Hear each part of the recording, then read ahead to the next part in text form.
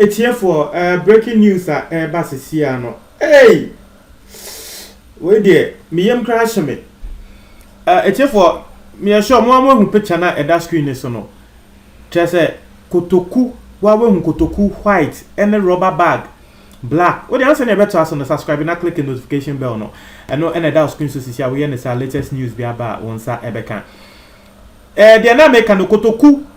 When kotoku white na one chain hono rubber bag black polythene black e one chain it's here for enye we pe o hwe in chain nia ada kotoku white ni na it's here for nipa skeletons o nipa skeletons na na me hwe UTV and I me hu say we move breaking news no on this particular story my picture and my capture picture where me dey abrel no hey we dear na senior wo mu hu ade we ne se wo mo se eye motor rider bi e na say wonya accident bi e wo baby nti wonya accident wo baby na wo friend crofo se wo mo meboa no na nkrofo ne ba ya wo mo boa na wo mo twi ni motor no efri ho no e na wo mo te se boiler bi e wo ho na we eye ekwapem latte ene ayikuma kwan so yesi valley bi e wo ho te se akwese people bi e wo ho eya nkrofo ekoto bola eguo na wo be boa moto rider no eti impampan se bola bia wo ho ba center every bola ne ho eba no nkrofo yusu sa road no wo mu ni bola cent but this cent there akoye se bibia airpro e bon mo se da bi we there wo mo ko hu ya etiefo kotoku nipa tikan kro ne bones be break say who say near doors on crana we kasa wo kan you can't dosun skeleton yes say old skeleton ewom new skeleton akwai say utumi say bi skeleton ni bi wa utumi say still flesh wo ho e na bone say na yenim time ye say yenim obi a wo betu gu ho yenim time omo betu san nyama we gu ho no way nipa o we dear and so that say aboa say nipa we dear me say me we ka me yema hye me say na die ni na mo meja to ho nso ngrofo nim say eye kromofo na e na ebeja to ho ana say nkrofo bi wo mo fi baby sise be e bia obi a wo fi echi baby o e na ahomachi we beja to ho enu ene ye nim sisi a se kromhofo na bi ena tre se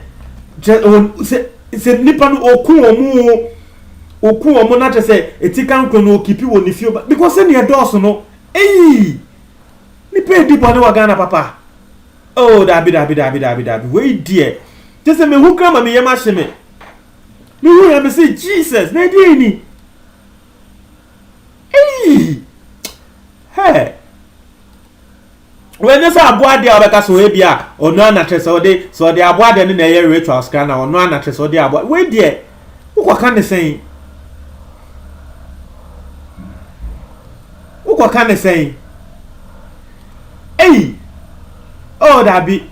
dabi we de na police for akasa e wo ho the police for na aka no etie for me we dia trail na ya hwe say ye betse asem na see ya because we the maintain the police for say an informant reported that he saw some human skeletal remains in the valley, so police accompanied him to the scene about 150 meters away in a nearby bush where some old human skeleton remains were found in a refuse dump.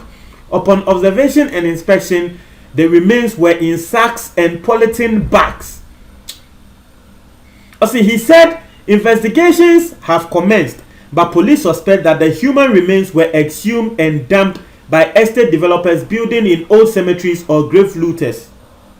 Not just a police for air can say one more suspect say abia nkrofobia one more just a grave looters the guys one more ko emusieye eko wie anyama e wo ho ebetumi ayo mo ana say wo bia estate developer bi just wato asase e wo cemetery wo mututu cemetery ho no wo mu hu eye wa woni the cemetery ho de obo say nipa we now so kromanfo no ka se wo mo de wo mo nim say be rituals enti eno na ma ehun no aba eno na ma ehun no aba ba police one de wa wo nim police assemble eya na aha wo mo person be cause fear and panic wo mo de wo so mo believe pa say estate developers bi na akoto chese cemetery wo ma to cemetery no person mo develop into no e wo say wo mo tutu bones ni nia e free ho.